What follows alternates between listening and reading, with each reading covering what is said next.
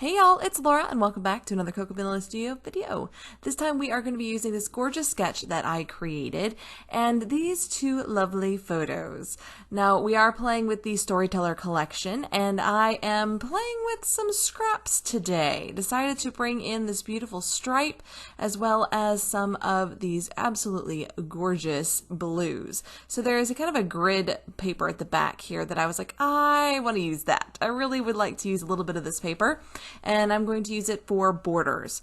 Now, if you saw the original sketch, I normally put 2 strips of paper on the outside edges when I use this sketch. This is a sketch that I've created for myself, and it is a design that I really enjoy playing with. And I normally just do a strip on either side on the background and then leave the center open and put my photos in the middle. But I decided to do something a bit different this time and kind of turn that on its head. And instead I've done a larger strip down the center and I'll leave the 2 outsides white.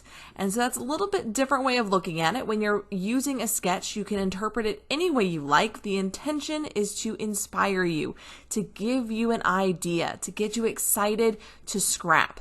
However you choose to use that design, however you choose to make it your own, works. They're all acceptable. Whatever way you want to use the sketch, go for it. If it gets you scrapping, it's worth doing.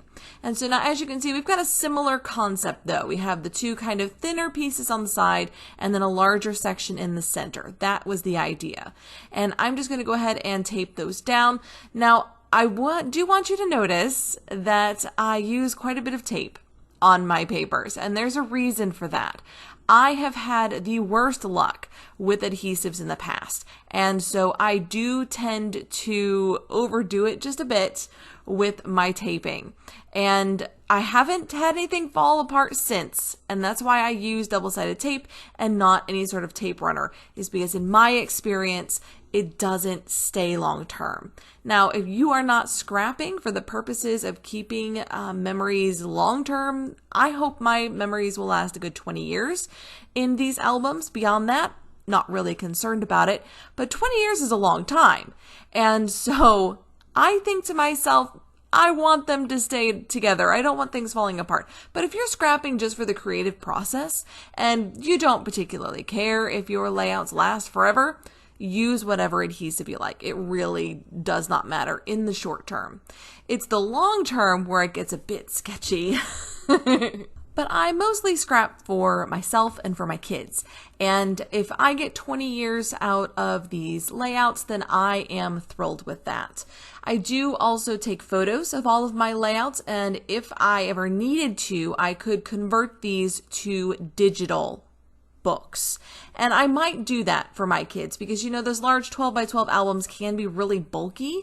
And I don't know, honestly, if they would want to keep the original layouts or not. I will let them choose. But if they don't, I'm more than happy to take those pictures and turn them into digital books for them. That might be something that they are more likely to keep. It's also something that they could keep digitally, wouldn't necessarily have to be printed, and so it's something they could have longer term as well. So that's something to keep in mind. If you are unsure if your kids or grandkids would want the big bulky 12 by 12 3-ring binders, then maybe consider taking photos of your layouts and saving them and see what they would prefer. Now, I don't know that I would go through that much trouble if I had already scrapped, say, 20 years of photos. I don't know that I would go back and take a picture of every layout that I created in that time, but starting now. Why not starting now? Just take a nice picture of it, even if it's not perfect, even if it's a little dark. You can edit it. It's totally fine. Take a picture and better outside. Taking it outside, you get a better light. But getting a good shot of your layout before you slip it into the album means that potentially you have more options. And I'm all about the options. I have a plethora of options in this particular collection, and I'm playing with the ephemera pack first. Now, there's 2 ephemera packs in Storyteller, and I love when companies do this, and Zoe does it so well. These ephemera pieces are beautiful, but there are also a pack of florals, and the fact that we get both excites me to no end. And I'm seeing more of that from scrapbooking companies, and I am here for it. Give me all the florals.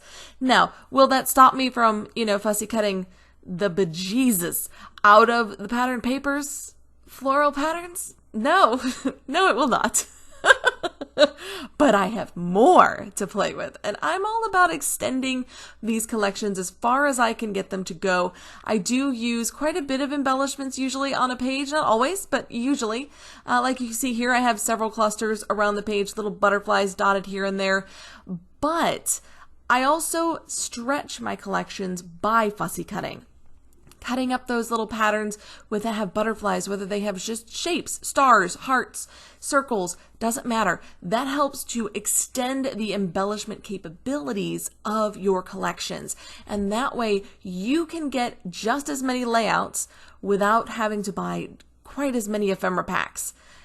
But it does take a little time. So there's a trade-off. There's a trade-off there. It takes a little bit of time. It takes a little bit of concentration to do that fussy cutting. And I think it's worth it.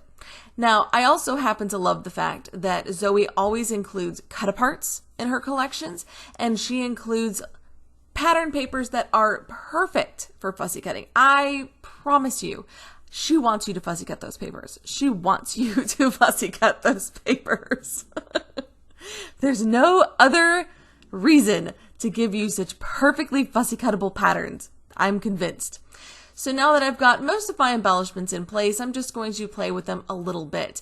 Now, I tend to audition with my embellishments. I put them on the page and see, do I like the placement? Am I cool with this before I start gluing things down? Now, once I know where things are going to start going, I will start taping things down, adding some glue, etc. And quite often, I don't even make it to this stage yet before taping down my photos. And while I normally do that off camera, I like to get the photos taped down when I know the placements where I want them.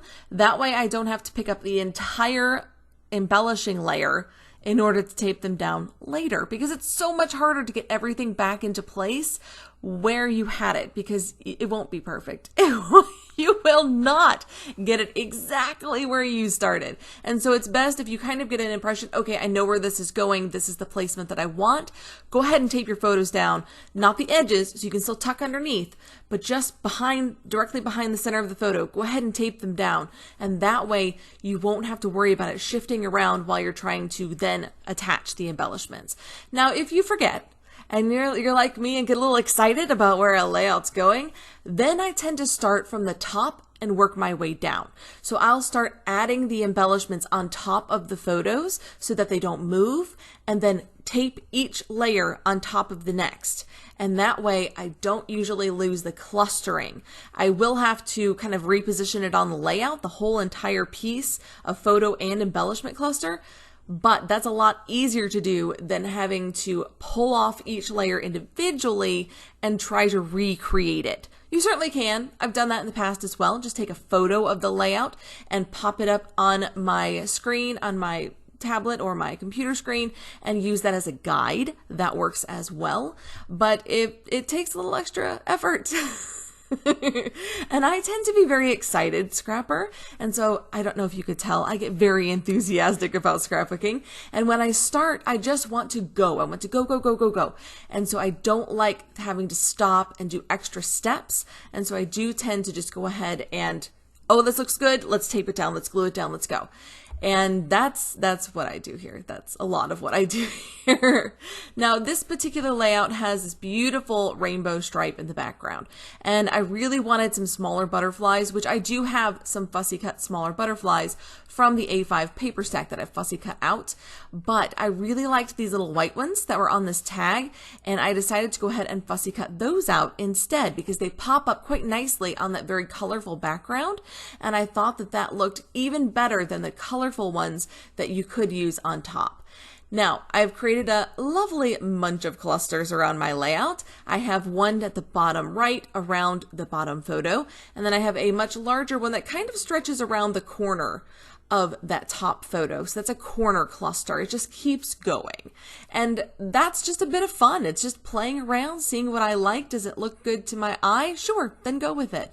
It doesn't have to be stylized. It doesn't have to be perfect. It just has to look good to you.